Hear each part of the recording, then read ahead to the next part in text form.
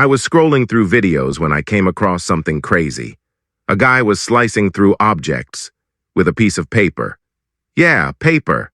Like printer paper. And I thought, there's no way this is real. I mean, paper is soft, it bends, it tears. How can it cut anything? My brain just couldn't process it. So today, we're putting this viral claim to the test. Can paper really slice through solid things? Or is this just another viral video fake out? We're going to try it ourselves, step by step. No tricks, no edits, just real science and some surprising physics. And trust me, what happens at the end might just blow your mind.